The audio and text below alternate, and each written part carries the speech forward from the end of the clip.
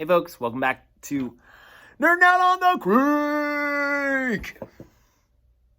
Insert sound effect. I'll up my game. I'll work on some sound effects. We're going back to the whiteboard. We're going back to math. So if you did not watch from 2016 the video of 16.3, Rory McKernan and Adrian Bozman doing the competition.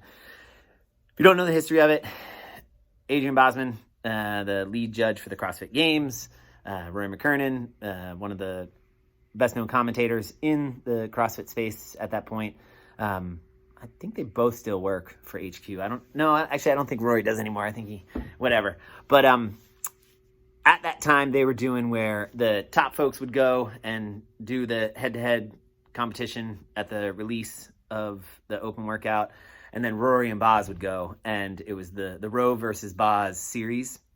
I think that year, 2016, Bozman swept Rory, but this workout was so close. That was amazing at the end.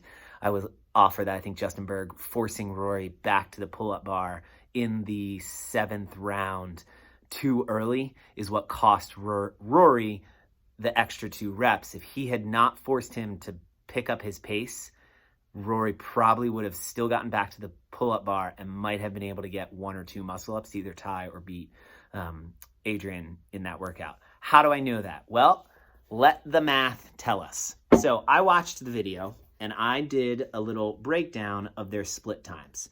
You've got Boz on this side, you've got Rory on this side. And what I did was basically when they would finish the snatch, when they would finish the muscle-ups. I did not account for rest in there.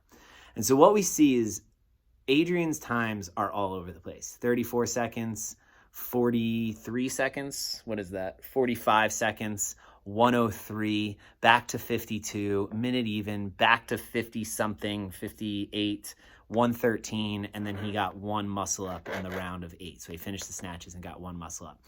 Rory's a little bit more consistent, right? So he comes out hot, way too hot. So he goes 38, then 49, then 53, 55, 105, 103, 105. So all that to say, they both slowed down. Adrian's all over the place. He's taking a lot of rest between his muscle-ups. He went all of his muscle-ups unbroken. Adrian did. Rory went all of his snatches unbroken. One strategy, not better or worse than the other. What you got to think is whatever strategy for you as an athlete when we are doing a workout like this, when it's in competition, keeps your reps per second consistent across. So if we do the math, this is Adrian got 102 reps, Rory got 101 reps, 420 seconds, 7-minute AMRAP, 7 times 60, 420 seconds. Rory's average time was 4.15 seconds per rep. Adrian's average time, 4.12 seconds per rep. So if we were to say, all right, 4 seconds a rep, that's 105 reps. What that would come out to is that would be 4 seconds a rep, 420, that's 8 full rounds, right? Because you would get the, maybe I'm off there, 102, 103, 104, so it's 104, so it's 8 rounds plus 1 extra snatch. 4 seconds a rep. That's holding 53 seconds a round. So if we look at this, if Adrian had slowed himself down, where are we here? 53 seconds, 53 seconds, 53 seconds, 53 seconds, 53 seconds, 53 seconds.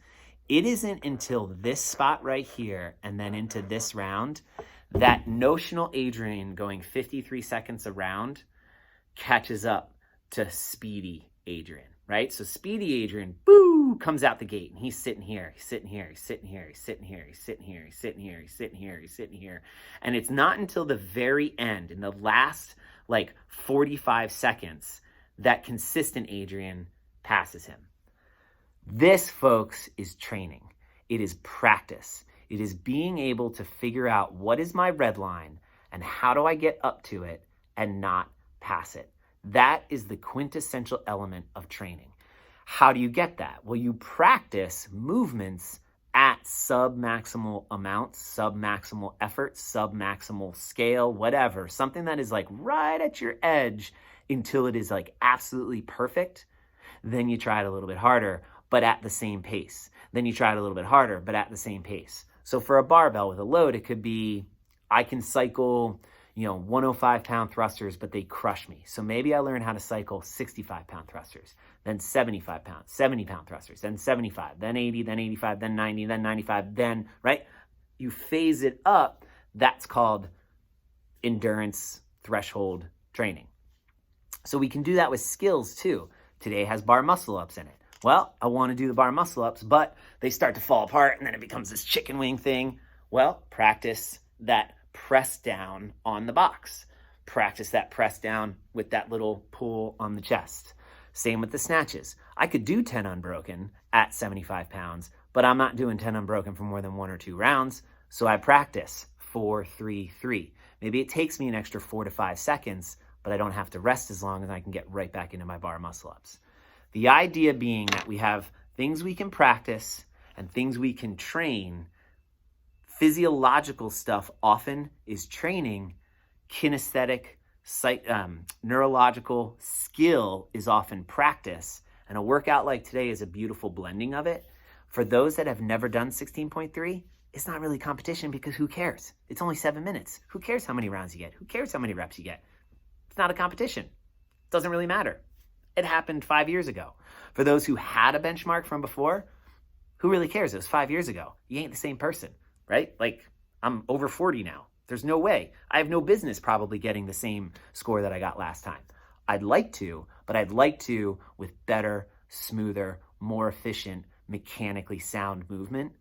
Then I can make the argument that I'm not only fitter, but I'm also a better athlete, that when things get harder, I have the ability to adapt to those harder things more efficiently because my mechanics have been practiced. I've trained that physiology so that then I can manifest that in a better power output.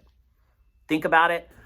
One of the easiest ways outside of like all that other confusing stuff is just put a clock on yourself. Can you maintain a consistent, steady pace despite getting more and more tired? If not, then you're going too hard. You're outside of that training window. Now it's just a straight up competition. That's just brute math, brute whatever. You're not going to learn anything there. Maybe you'll have fun. And if that's your goal, awesome. Because either way, I'm still seeing you down on the creek. All right, I keep looking over here. I look over here. See you on the creek.